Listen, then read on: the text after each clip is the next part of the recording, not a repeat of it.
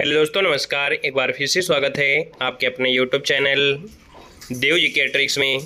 तो दोस्तों, यहाँ पर डेली जीके दे सकते हैं शाम को 6 बजे आपकी यूपी जीके की क्लास होती है और देख सकते हैं बेहतरीन आपकी सीरीज चल रही है और आपकी सीरीज में परिवर्तन भी मिल रहा है। होली के बाद आपको एक बेहतर सीरीज आपको 5 ऑप्शन वाली फिर से स्टार्ट कर दी जाएगी, जैसे कि आपके पहले चल रही थी।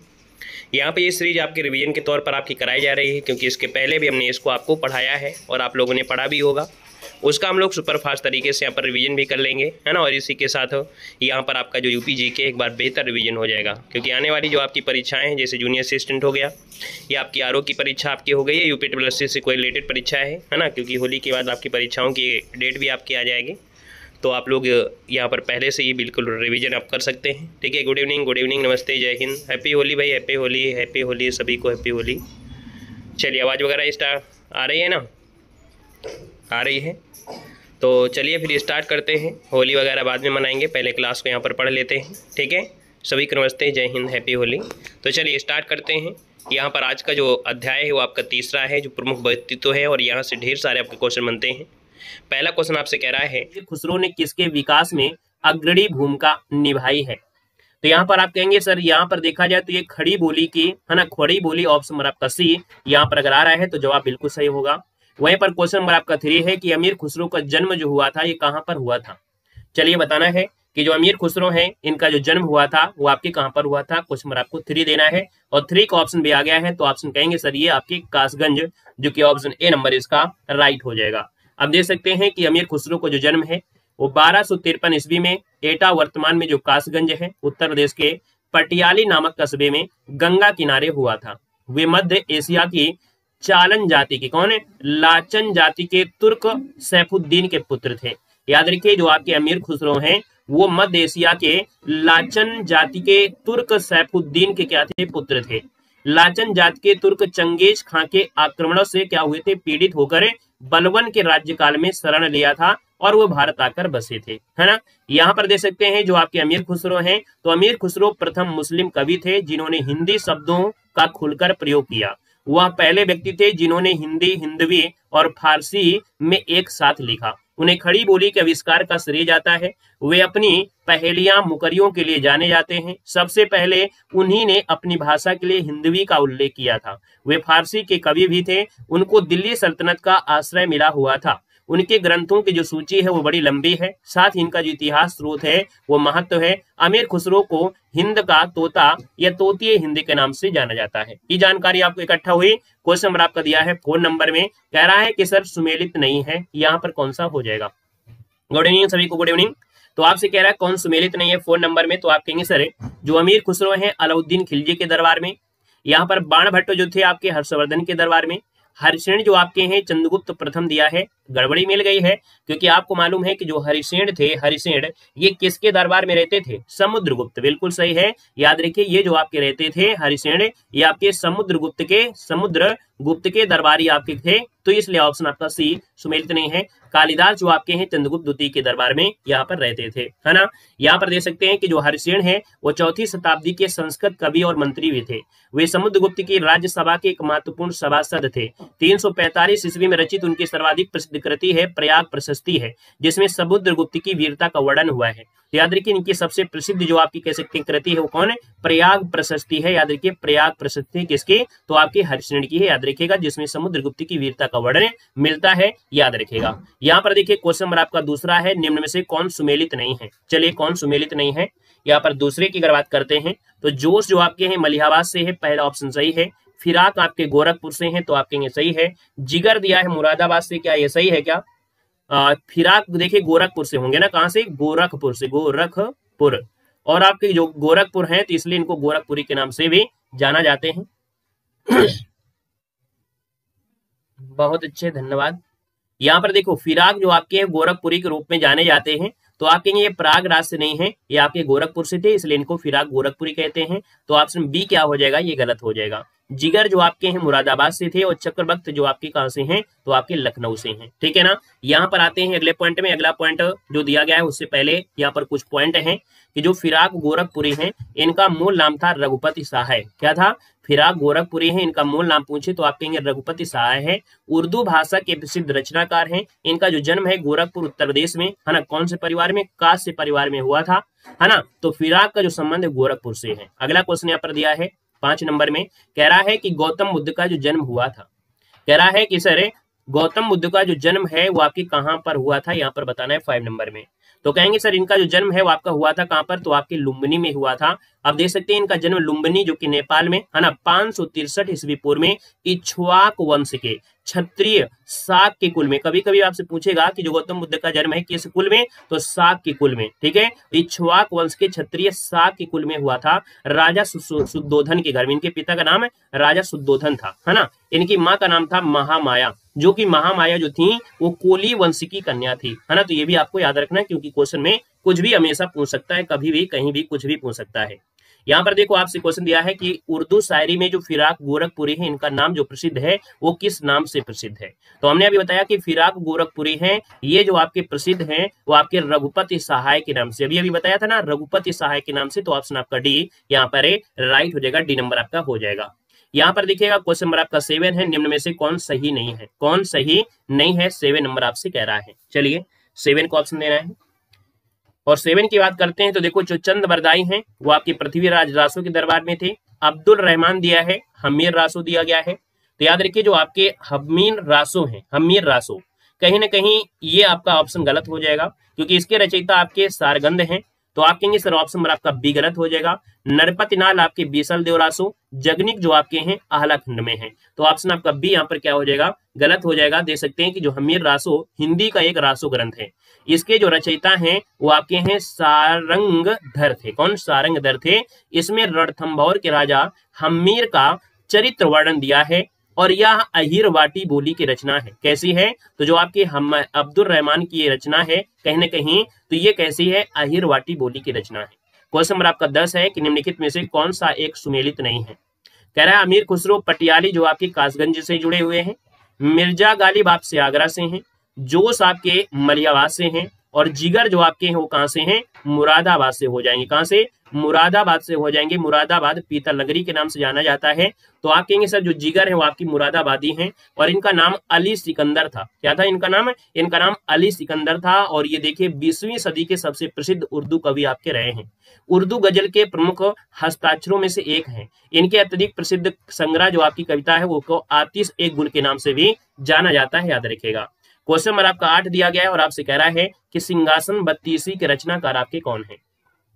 सिंहासन बत्तीसी के जो रचनाकार है वो आपके कौन है? यहाँ पर याद रखिएगा ये आपके लल्लू लाल हैं। कई बार आपको हिंदी साहित्य में जब हमने पढ़ाया है तो ये क्वेश्चन आपको पढ़ने को मिले होगा कि लल्लू लाल की है। ऑप्शन नंबर आपका बी राइट हो जाएगा।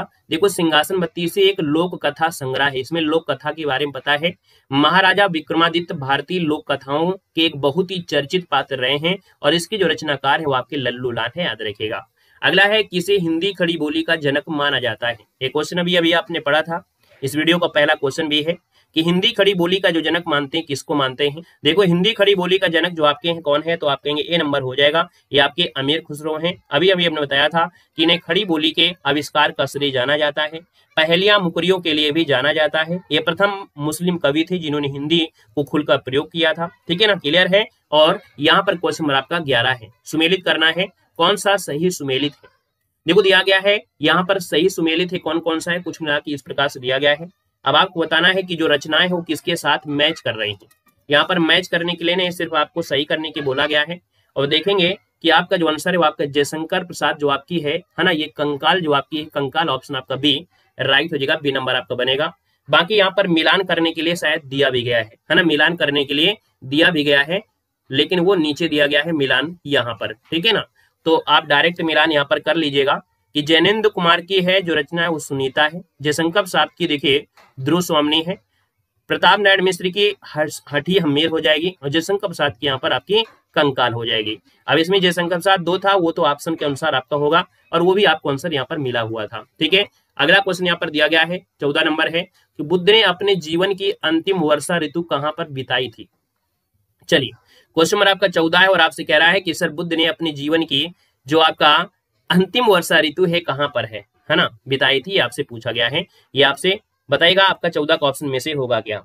चलिए, यहाँ पर देखिए आपका जो आंसर है 14 नंबर में वो ऑप्शन में से क्या हो जाएगा, तो आप कहेंगे सर श्रावस्ती नहीं है, ये आपका है वैशाली। क्या हो जाएगा, वैशाली। हमने कहा था कि भैया इनकी मृत्यु देखिए कुशीनारा में अर्थात कुशीनगर में हुई थी, किंतु इन्होंने अपनी अंतिम वर्षा ऋतु वैशाली में बिताई थी। इस बात को भी याद रख लेना है। बहुत ऐसी किताबें हैं, बहुत ऐसी जगह है जो ये क्वेश्चन में बड़ा अपवाद रहता है, लेकिन याद रखना कि वैशाली में ही इन्होंने अंतिम वर्षा ऋतु बिताई थी, कुशीनगर में इन्होंने अपने प्राण त्यागे थे। ठीक है, यहाँ पर क्वेश्चन नंबर आपका 15 है कि राष्ट्रीय कवि जो आपके हैं मैथिली शरण गुप्त का जो जन्म हुआ था ये कहाँ पर हुआ था।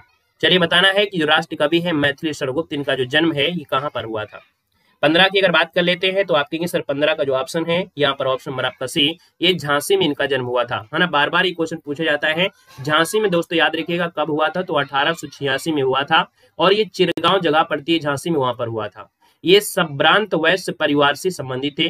गुप्त के पिता का नाम था सेठ रामचरण और इनकी माता का नाम था श्रीमती काशीबाई। ठीक है, हम ये नहीं कहते हैं कि बिल्कुल रट्टा मारो, लेकिन थोड़ा बहुत जरूर याद रखिएगा, थोड़ा बहुत कभी ऑप्शन में मिलान करने के लिए आ जाए तो इनके माता पिता का थोड़ा सा अपने माइंड में जरूर ध्यान रखिएगा, क्योंकि अगर टीजीटी पीजीटी जैसी परीक्षा में बैठते हैं तब आपको ये चीजें बहुत ही आपको पढ़ना ही पढ़ना पड़ेगा। क्वेश्चन नंबर आपका देखो दिया है 12 के निम्नलिखित युग्मों में से कौन सुमेलित नहीं है। अमीर खुसरो देखो पटियाली है, मिर्जा गालिब आपके आगरा से हैं, जोश मलियाबाद से हैं, राम प्रसाद बिस्मिल आपके प्रयागराज से नहीं होंगे, और ये कहां से हैं तो आप कहेंगे सर ये शाहजहांपुर से हैं। कहां से हैं तो राम प्रसाद बिस्मिल जो आपके हैं वो आपके शाहजहांपुर से हैं। दोस्तों याद रखिएगा, भारतीय स्वतंत्रता आंदोलन की क्रांतिकारी धारा के सेनानी थे। 30 वर्ष की आयु में ब्रिटिश सरकार ने इन्हें फांसी दे दिया था। यहाँ पर देख सकते हैं कि राम प्रसाद बिस्मिल काकोरी कांड जैसी घटनाओं में भी शामिल थे, मैनपुरी षड्यंत्र में भी शामिल थे, और ये याद रखिए हिंदुस्तान रिपब्लिकन एसोसिएशन के सदस्य भी आपके थे। दोस्तों याद रखिएगा। क्वेश्चन नंबर आपका 16 है कि हरिवंश राय बच्चन अपने किस काव्य संग्रह के लिए बिल्कुल से क्या हो गए थे, हाईलाइट हो गए थे। तो दोस्तों इनकी एक काव्य कृति है वो आपकी है मधुशाला। याद रखिए ऑप्शन डी हो जाएगा कि भैया मधुशाला हिंदी के बहुत प्रसिद्ध कवि और लेखक जो हरिवंश राय बच्चन हैं इनका अनुपम काव्य है। इसमें 135 रुबाइयां हैं, यानी 4 पंक्तियों वाली जो कविताएं होती हैं उनको रुबाइयां कहते हैं। तो याद रखिए जो मधुशाला है इसमें कितनी रुबाइयां हैं, तो आप कहेंगे सर इसमें 135 रुबाइयां हैं। याद रखिए आपको पढ़ाया गया है। मधुशाला 20वीं सदी की शुरुआत की हिंदी साहित्य की अत्यंत महत्वपूर्ण रचना है। इसमें सूफीवाद का दर्शन हुआ है। क्वेश्चन नंबर आपका 13 दिया गया है कि राम प्रसाद बिस्मिल को फांसी दी गई थी। चलिए, राम प्रसाद बिस्मिल को जो फांसी दी गई थी वो आपके कहां पर दी गई थी, तो राम प्रसाद बिस्मिल को फांसी दी गई थी गोरखपुर जेल में। कहां पर है, गोरखपुर जेल में। ऑप्शन नंबर आपका सी यहाँ पर राइट हो जाएगा, सी नंबर हो जाएगा। और 19 दिसंबर 1927 को इनको फांसी दी गई थी। क्वेश्चन नंबर आपका 17 है कि प्रसिद्ध कहानीकार उपन्यासकार धनपत राय को किस नाम से जाना जाता है। धनपत राय को किस नाम से जाना जाता है दोस्तों ये बताना है। तो दोस्तों याद रखिए धनपत राय को जो जानते हैं वो आपकी मुंशी प्रेमचंद है। ऑप्शन नंबर आपका सी राइट हो जाएगा, मुंशी प्रेमचंद हो जाएगा। याद रखिएगा जो धनपत राय हैं वो श्रीवास्तव, इनका जो जन्म है 1880 में है ना, और 1936 तक ये रहे हैं। प्रेमचंद नाम से जाने जाते थे।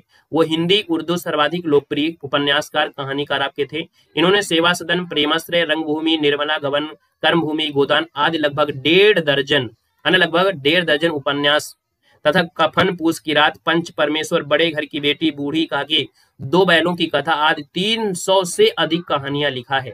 याद रखिए कि जो प्रेमचंद, ऐसे ही इनका नाम धनपत राय था, मतलब प्रेमचंद ऐसे नहीं बने हैं जो हाईलाइट रहते हैं, हर सबसे ज्यादा पूछे जाने वाली रचनाएं होती हैं।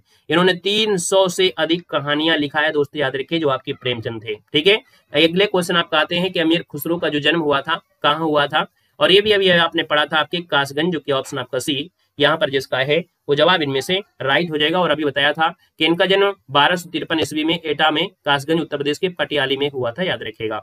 यहाँ पर हमने बताया था कि लाचन जाति के तुर्क चंगेज खां के आक्रमण से ये पीड़ित हो गए थे। ये बलवन के समय यहाँ पर शरण लिया था और भारत आकर बस गए थे। क्वेश्चन नंबर आपका 19 है और आपसे कह रहा है कि भैया किस संत को वाल्मीकि का अवतार माना जाता है।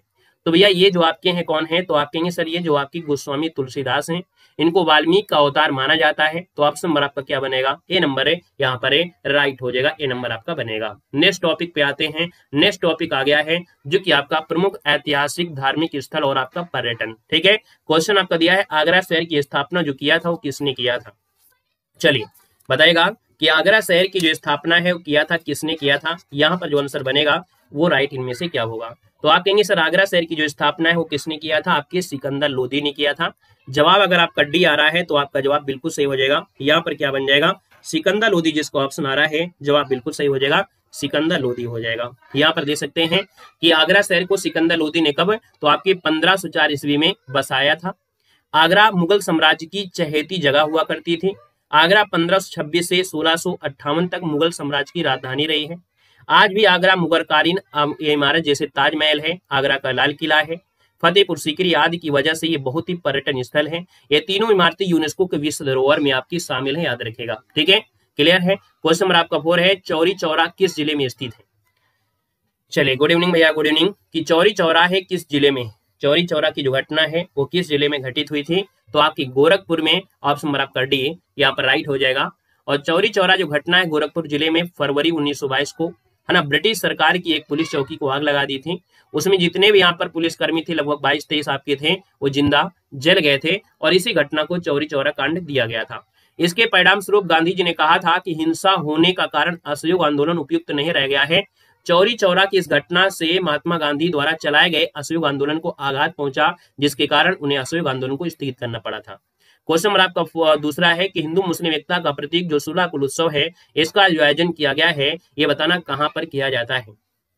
चलिए, जवाब यहाँ पर आ गया है कि हिंदू मुस्लिम एकता का प्रतीक सूला कुल उत्सव है और ये होता कहां पर है, तो आप कहेंगे सर आगरा में होता है। आगरा में होता है, कब होता है यहाँ पर बताएगा, तो आगरा जिले में आयोजित किया जाता है। ऑप्शन नंबर आपका ए हो जाएगा, है ना, फरवरी माह में होता है। यहाँ पर देखो दिया गया है आपसे कि महापरिनिर्वाण जो मंदिर है या महानिर्वाण मंदिर जो आपका है ये कहाँ पर है, महानिर्वाण जो मंदिर है ये कहाँ पर है। तो दोस्तों ये आपका है कुशीनगर में है। कहाँ पर है, कुशीनगर में है। देख सकते हैं इसको महानिर्वाण मंदिर या इसे निर्वाण मंदिर कहा जाता है। उत्तर प्रदेश के कुशीनगर जिले में है। महानिर्वाण मंदिर कुशीनगर का प्रमुख आकर्षक भी है। इस मंदिर से महात्मा बुद्ध की 6.10 मीटर लंबी जो आपकी प्रतिमा है वो स्थापित आपकी है, यहाँ पर कह सकते हैं। ठीक है, खुदाई के दौरान आपकी पाई भी गई रही है। ठीक है, यहाँ पर अगला क्वेश्चन दिया गया है 5 नंबर में कि सूची को सूची सेकंड से यहाँ पर सुमेलित करना है और सही उत्तर आपको चुनना है। यहाँ पर देखिए गौतम बुद्ध नगर, अगर पूछे कि गौतम बुद्ध नगर का मुख्यालय वो मिलेगा कहाँ पर है, तो नोएडा हो जाएगा। तो यहाँ पर नोएडा कर दीजिएगा, 4 हो जाएगा। अंबेडकर नगर की अगर हम बात कर लेते हैं तो अकबरपुर हो जाएगा, अंबेडकर नगर का अकबरपुर कर दीजिएगा, 1 हो जाएगा। संत कबीर नगर का कौन है, खलीलाबाद हो जाएगा, खलीलाबाद है यहाँ पर 2 हो जाएगा। सिद्धार्थ नगर आपका है कहाँ पर, नौगढ़ हो जाएगा, तो यहाँ पर आपका 3 हो जाएगा। तो कोई ना कोई ऑप्शन तो आपको मिलेगा ही, है ना। 4, 1, 2, 3 ऑप्शन जो मिलेगा वही आपका आंसर होगा, है ना। देख सकते हैं यहाँ पर जो 4, 1, 4 कौन कौन था भाई, 4, 1, 2, 3 मतलब सी वाला ऑप्शन है यहाँ पर राइट हो जाएगा। ये आपको दिया गया है। यहाँ पर देखो दिया गया है आपसे कि नैमिषारण तीर्थ किस जनपद में है। नैमिषारण जो तीर्थ है वो किस जनपद में है, तो कहेंगे सर नैमिषारण जो तीर्थ है ना, ये आपके सीतापुर में, सीतापुर ऑप्शन नंबर आपका सी यहाँ पर है राइट हो जाएगा। और देख सकते हैं कि जो नैमिषारण है लखनऊ से लगभग 80 किलोमीटर दूर लखनऊ क्षेत्र के अंतर्गत सीतापुर जिले में गोमती नदी के बाएं तट पर प्रसिद्ध एक हिंदू तीर्थ है। मार्कंडेय पुराण में इसे अनेक बार उल्लेख किया गया है। कहा जाता है कि 88,000 ऋषियों की जो तपो स्थली के रूप में ये उल्लेख हुआ है। नैमिषारण प्राय प्राचीनतम उल्लेख वाल्मीकि रामायण की युद्ध कांड की पुष्पिका से प्राप्त होता है। पुष्पिका का उल्लेख लव और कुश ने गोमती नदी किनारे राम के अश्वमेध यज्ञ में 7 दिनों में वाल्मीकि रचित काव्य का गायन किया था। क्वेश्चन नंबर यहाँ पर आपसे दिया गया है और आपसे कह रहा है कि सर 8 नंबर में हर्षवर्धन ने 2 महान धार्मिक सम्मेलन किया था।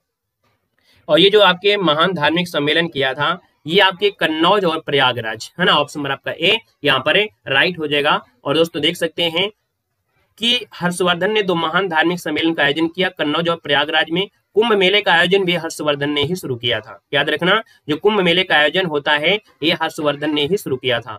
हर्षवर्धन का जो समय है वो कहीं ना कहीं 606 से स्टार्ट होता है, 647 तक ये राज्य किया था। उनका राज्य पूरब में कामरूप अर्थात असम तक, दक्षिण में नर्मदा नदी तक फैला हुआ था। कन्नौज उसकी राजधानी थी जो आजकल उत्तर प्रदेश में इत्र नगरी के नाम से जाना जाता है। कन्नौज को नगर महोदय श्री के नाम से भी जानते हैं, है ना। हर्षवर्धन के शासन काल का जो इतिहास है वो मगध से प्राप्त 2 ताम्रपत्रों राजतरंगिणी और चीनी यात्री युआन चौंग के विवरण से देखने को मिलता है। हर्ष और बाणभट्ट के द्वारा रचित संस्कृत काव्य ग्रंथों को भी यहाँ पर देखा गया है। दोस्तों याद रखना है कि यहाँ पर देखो नागानंद है, रत्नावली है और प्रियदर्शिका, ये संस्कृत साहित्य की अमूल्य निधियां हैं जो आपकी किसने लिखा है, तो हर्षवर्धन ने लिखा है। ये 3 कृतियां उनकी आपको देखने को मिली हैं। ठीक है ना, क्लियर है। अगला क्वेश्चन यहाँ पर दिया है कि जौनपुर नगर की स्थापना किसके स्मृति में की गई थी। 7 नंबर दिया है, स्मृति मतलब होता है याद, है ना। और याद अगर पूछा गया है तो कहेंगे सर ये मोहम्मद बिन तुगलक, जिसका नाम था जौना खां। क्या नाम था? जौना खां नाम था, याद रखिए जौना खां, इसी की याद में किया गया था। और किसने? तो फिरोज शाह तुगलक ने इसको बसाया था दोस्तों, याद रखिएगा। यहाँ पर दे सकते हैं अगला क्वेश्चन यहाँ पर दिया गया है और आपसे कह रहा है किसे नगर महोदय श्री के नाम से जाना जाता है। किसे नगर महोदय श्री के नाम से जानते हैं? क्वेश्चन नंबर आपका 9 है। तो दोस्तों ये है आपका कन्नौज है, कन्नौज के बारे में यहाँ पर आपको बताया गया था, है ना। और अगला क्वेश्चन लाजवाब क्वेश्चन है और आपसे कह रहा है कि सर उत्तर प्रदेश का जो प्राचीनतम जीवंत नगर है वो आपका कौन सा है। चलिए, और अगला क्वेश्चन नंबर आपका 12 है कि प्रतिवर्ष सूफी संत हाजी वारिस अली शाह की मजार पर जो मेला लगता है कहाँ लगता है। दोनों का जवाब जल्दी से दीजिएगा। चलिए 10 नंबर है और आपका 12 नंबर का जवाब आप जल्दी से दीजिएगा। जीवंत नगर जो कहते हैं वो किसको कहते हैं? वाराणसी को। Very good. और यहाँ पर जो आपका सूफी संत हाजी वारिस अली शाह का मजार लगता है वो देवा शरीफ में लगता है। Very good. तो देखिए 10 नंबर की अगर हम बात करते हैं तो थोड़ा ध्यान से दीजिएगा, क्योंकि ये 10 नंबर में आपको ढेर सारे ज्ञान मिलने वाले हैं। वाराणसी को प्रायः मंदिरों का शहर कहते हैं। भारत की धार्मिक राजधानी कौन है? तो आपकी वाराणसी है। भगवान शिव की नगरी किसे कहते हैं? वाराणसी को कहते हैं। दीपों का शहर किसे कहते हैं? वाराणसी को कहते हैं। ज्ञान नगरी किसे कहते हैं? तो आपके वाराणसी को ही कहा जाता है। ये शहर सहस्त्रों से वर्षों से भारत का, विशेषकर उत्तर भारत का सांस्कृतिक और धार्मिक केंद्र रहा है। हिंदुस्तानी शास्त्रीय संगीत का और बनारस घराना, है ना, वाराणसी में ही है, जिनका जन्म और विकास हुआ है। भारत के कई दार्शनिक, कवि, लेखक, जो संगीतज्ञ रहे हैं वाराणसी में रहे हैं। जिनमें से देखा जाए तो आपके कबीर हो गए, वल्लभाचार्य, रविदास, स्वामी रामानंद, त्रैलंग स्वामी, शिवानंद गोस्वामी, मुंशी प्रेमचंद है, जयशंकर प्रसाद हैं, आचार्य रामचंद्र शुक्ल है, पंडित रविशंकर है, गिरजा देवी है, पंडित हरिप्रसाद चौरसिया, उस्ताद बिस्मिल्लाह खां, ये सब वाराणसी से ही जुड़े हैं दोस्तों, याद रखिएगा। गोस्वामी तुलसीदास ने हिंदू धर्म का परम पूज्य राम ग्रंथ जो आपका है रामचरितमानस यही लिखा था। गौतम बुद्ध ने अपना प्रथम वचन यहीं के निकट सारनाथ में दिया था। वाराणसी का नाम उद्भव संभवतः यहाँ की 2 स्थानीय नदियां वरुणा नदी और अस नदी के नाम से मिलकर बना है। याद रखिए जो वाराणसी का नाम है वो वरुणा और अस नदी के मिलने से बना है। क्वेश्चन नंबर आपका दिया गया है यहाँ पर कौन सा है? तो भैया आप कहेंगे सर क्वेश्चन नंबर आपको जो दिया गया था 12 नंबर, हाँ, महाकाल की नगरी। Very good. देखो प्रसिद्ध सूफी संत हाजी वारिस अली शाह के मजार लगता है वो देवा शरीफ पे लगता है। देख सकते हैं देवा शरीफ जो आपका तीर्थ स्थली है, लखनऊ से मात्र 42 किलोमीटर दूर आपका है। पुराने अवध क्षेत्र के हृदय में स्थित है। बाराबंकी जिला मुख्यालय से मात्र लगभग 12 किलोमीटर दूर है। हाजी वारिस अली शाह की जन्मस्थली है, जिन्होंने मानवता के लिए सार्वभौमिक प्रेम के अपने संदेश के लोगों को कई पीढ़ियों तक प्रभावित किया है। अगला क्वेश्चन दिया गया है 13 नंबर में, जौनपुर शहर की स्थापना किसने की थी? अब यहाँ पर देखो दिया है स्थापना पूछा है, याद में पूछे तो जौना खां है, और अगर स्थापना किया था वो किसने किया था, तो ये जब स्थापना पूछ लेता है तब आपका जवाब हो जाएगा कौन? फिरोज शाह तुगलक होगा, ऑप्शन बी। उम्मीद है कि ये पॉइंट आपसे गड़बड़ी नहीं करेगा कभी भी, ठीक है। यहाँ पर देखिएगा कि जौनपुर शहर की स्थापना 14वीं शताब्दी में फिरोज शाह तुगलक ने अपने चचेरे भाई मोहम्मद बिन तुगलक की याद में किया था, जिसका वास्तविक नाम जौना खां था। इसी कारण इस शहर का नाम जौनपुर पड़ा। 1394 के आसपास मलिक सरवर ने जौनपुर को सरकी साम्राज्य के रूप में विकसित किया। सरकी शासक कला प्रेमी थे। उनके काल में यहाँ मकबरे, मस्जिद, मदरसों का निर्माण किया गया। यह शहर मुस्लिम संस्कृति और शिक्षा का केंद्र के रूप में जाना जाता था। यहाँ की अनेक खूबसूरत इमारतें अपने अतीत की कहानियां कहती प्रतीत होती हैं। जौनपुर को भारत का सिराज भी कहा जाता है। याद रखिए जौनपुर को भारत का सिराज भी कहते हैं, इस बात को भी याद रख लेना है। यहाँ पर देखिए अगला पॉइंट आपसे दिया गया है, और कौन सा दिया है 11 नंबर में, कि निम्न में से कौन सुमेलित नहीं है। 11 नंबर की बात करते हैं तो आप कहेंगे श्रृंगेरपुर आपके बांदा में नहीं है, श्रृंगेरपुर आपके प्रयागराज में है। बाकी हस्तिनापुर मेरठ हो जाएगा, विंध्याचल मिर्जापुर हो जाएगा, देवा शरीफ बाराबंकी में। तो ऑप्शन क्या है यहाँ पर? प्रयागराज होना चाहिए, याद रखिएगा। क्वेश्चन नंबर आपका 14 है, वह प्राचीन स्थल जहाँ 60,000 है ना मुनियों की सभा में संपूर्ण महाभारत का वाचन हुआ था, ये कहाँ पर हुआ था? कहीं कहीं 60,000 मिलेगा, कहीं कहीं 88,000 मिलेगा, परेशान नहीं होना, वही चीज आपकी है। तो आप कहेंगे सर ये है आपका नैमिषारण्य। क्या हो जाएगा? ये है आपका नैमिषारण्य, जिसको ऑप्शन आ रहा है नैमिषारण्य, वो आपका जवाब बिल्कुल क्या हो जाएगा? यहाँ पर राइट हो जाएगा, याद रखिएगा डी नंबर नैमिषारण्य हो जाएगा। यहाँ पर देखिए नैमिषारण्य के बारे में भी हमने आपको बता भी दिया था, है ना। अब यहाँ पर आप मिलान कर लीजिएगा, है ना, सूची फर्स्ट को सूची सेकंड से मिलान करते हुए यहाँ पर चल रहे हैं। देखो कनक भवन कहाँ पर है? कनक भवन कहाँ पर है बताइएगा जल्दी से। तो कनक भवन कहाँ मिलेगा, तो आप कहेंगे सर कनक भवन अयोध्या है ना धाम में आपको मिलेगा, तो यहाँ पर अयोध्या हो जाएगा। कामतगिरी जो पर्वत है वो आपके चित्रकूट में है, कलिंजर दुर्ग बांदा में है, और देवा शरीफ जो आपकी है वो बाराबंकी में है। ठीक है, याद रहेगा। तो यहाँ पर कहेंगे सर ऑप्शन नंबर आपका जो दिया गया है बी नंबर 4 3 2 1 वाला बिल्कुल जवाब यहाँ पर राइट हो जाएगा। अगला क्वेश्चन देखो दिया गया है, किस नगर को भारत का सिराज कहा जाता है। अभी अभी हमने बताया था कि भारत का जो सिराज कहते हैं वो किसको कहते हैं, तो भारत का जो सिराज कहा जाता है वो कहते हैं जौनपुर को, तो ऑप्शन आपका सी हो जाएगा। अभी हमने बताया था कि भैया जो सरकी शासक थे उनके अधीन यहाँ पर संस्कृति अपने उन्नति में पहुंची थी, इस कारण से जौनपुर को भारत के सिराज कहा जाता है, याद रखिएगा, है ना। यहाँ पर देखो अभी बताया था कनक भवन, है ना, कनक भवन जो कि देख सकते हैं राम जन्मभूमि उत्तर पूर्व में स्थित मंदिर अपनी कलाकृति के लिए जाना जाता है। मान्यता है कि माता कैकेयी ने प्रभु श्री राम और देवी सीता को यह भवन उपहार स्वरूप दिया था तथा यह उनका व्यक्तिगत महल था। याद रखिए जो कनक भवन है वो प्रभु श्री राम और देवी सीता को उनकी जो माता कैकेयी थी उन्होंने उपहार स्वरूप दिया था। वहीं पर जो कामतगिरी पर्वत है चित्रकूट में, ये तीर्थ से सबसे प्रमुख सबसे प्राचीन है। ऐसी मान्यता है कि कामतगिरी पर्वत की परिक्रमा करने से लोगों की सभी मनोकामना पूर्ण होती हैं।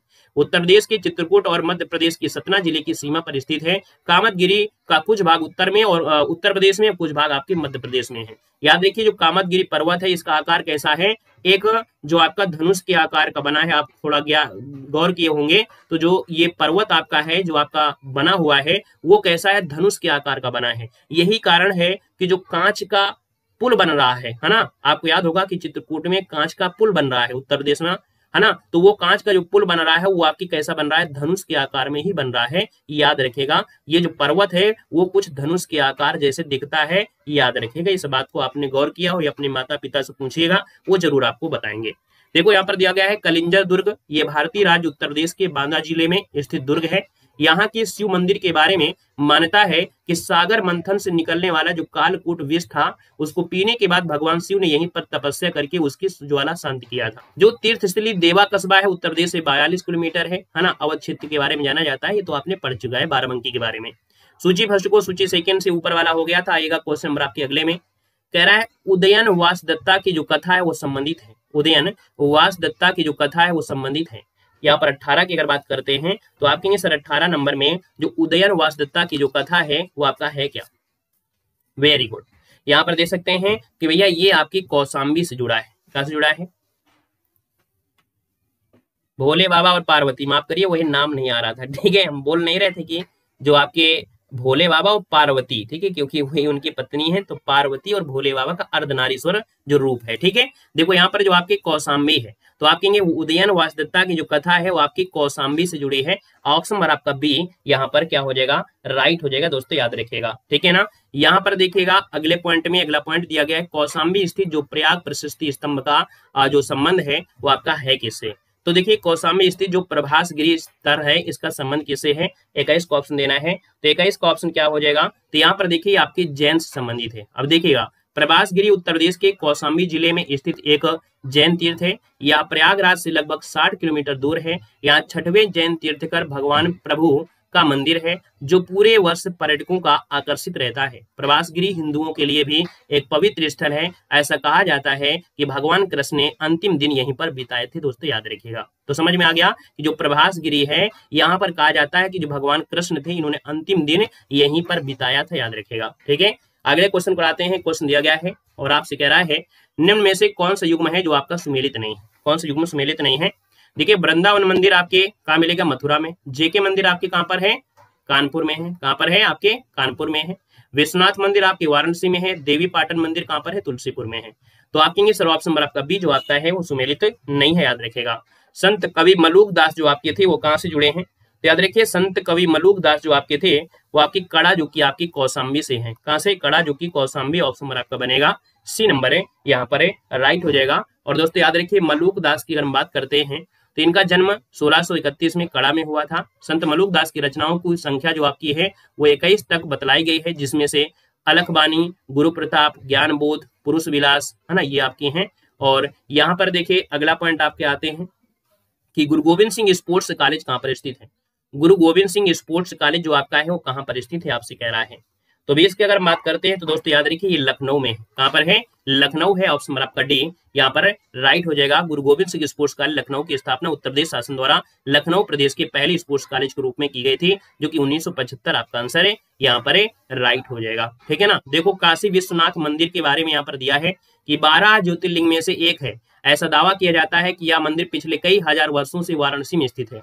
काशी विश्वनाथ मंदिर का हिंदू धर्म से एक विशेष स्थान है। ऐसा माना जाता है कि एक बार इस मंदिर के दर्शन करने और पवित्र गंगा में स्नान कर लेने से मोक्ष की प्राप्ति हो जाती है, ये कहा गया है। यहाँ पर देखिए जो आपका जेके मंदिर है कानपुर, आपने घूमे हो या नहीं घूमे हो, कानपुर में जो जेके मंदिर है ये सर्वोदय नगर में स्थित राधा कृष्ण का एक आधुनिक मंदिर है। जेके मंदिर का वास्तविक नाम है जुग्गी लाल कमलापत मंदिर। इस मंदिर में 5 मंदिर हैं। केंद्रीय मंदिर के मुख्य देवता श्री राधा कृष्ण को समर्पित है। अन्य मंदिर में लक्ष्मी नारायण है, भगवान अर्धनारीश्वर हैं, भगवान नर्मदेश्वर हैं, भगवान हनुमान की मूर्ति यहाँ पर है, याद रखेगा। यहाँ पर अगला क्वेश्चन आपसे दिया गया है और आपसे कह रहा है कि भैया यहाँ पर देवी पाटन मंदिर जो आपका था ना, है ना, अभी क्वेश्चन आपका आया था कि देवी पाटन मंदिर, अच्छा ये आपके आया था ना, देवी पाटन मंदिर तुलसीपुर में एक बहुत प्रसिद्ध मंदिर जो बलरामपुर के जिला में से जुड़ा हुआ आपका है, मां पाटेश्वरी का मंदिर है। यहाँ पर देखो क्वेश्चन आपका दिया गया है और आपसे कह रहा है निम्नलिखित में से कौन सा विश्व धरोहर में आपका शामिल नहीं है। 23 नंबर है और 26 नंबर दिया है। सूची फर्स्ट को सूची सेकंड से यहाँ पर सुमेलित करना है। तो भैया यहाँ पर 26 नंबर और जो 23 नंबर है इसके आप लोग जवाब दे दीजिएगा। जितने लोग यहाँ पर हैं इसका जवाब आप लोग मिलाकर आप लोग दे दीजिएगा जल्दी से, ठीक है। हाँ।